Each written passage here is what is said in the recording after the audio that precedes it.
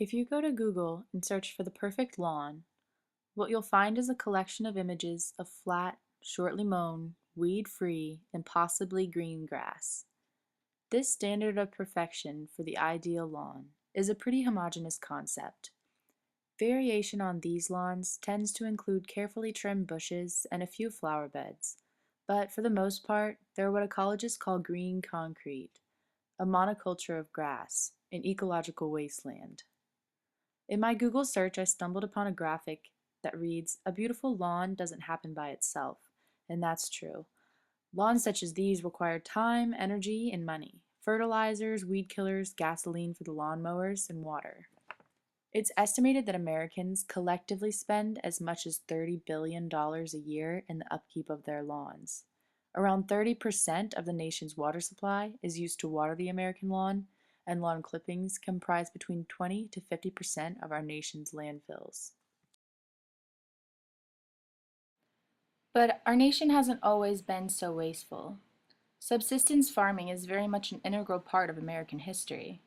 It's estimated that in the post-World War II era of victory gardens, around 40% of the nation's produce was grown in homeowners' yards and community gardens. Propaganda told us it was our patriotic duty to the nation to conserve and become self-sufficient, but now it tells us to buy more, shop more, spend more, and waste more. So even though lawns such as these can be beautiful, Charlottesville should take steps to transition to a new type of yard, a yard more like this.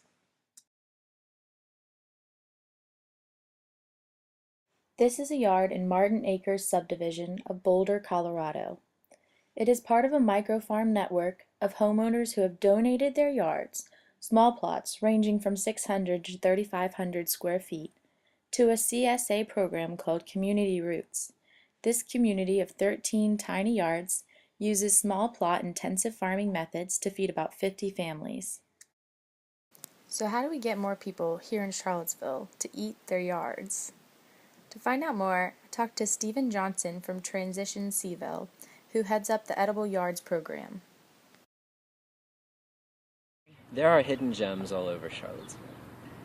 Any neighborhood, you look hard enough, you'll find something. And every garden's a little bit different, so I'm not sure that there's one example garden. Right.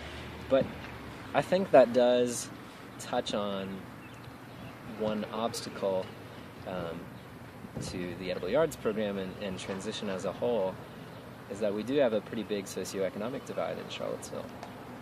And to some extent, being concerned about the future of the environment or the economy is a bit of a luxury. Not everybody can afford to think about that. Some people have more pressing concerns. Some people have to worry about how they're going to get food on the table.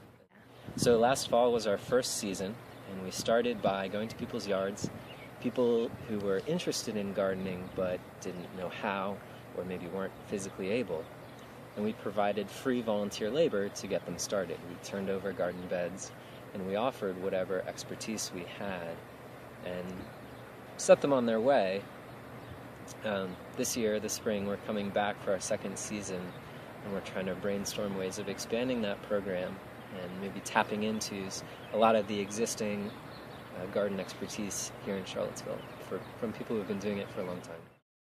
Front yard food gardening provides a way for homeowners to localize their food systems while becoming more energy efficient. If planted properly, an organic front yard garden can decrease urban runoff pollution, and the money spent on the upkeep of the lawn can once again become a productive investment instead of money wasted on an aesthetic idea. Charlottesville Albemarle should partner with community organizations to encourage exhibition front yard gardens in both city and county.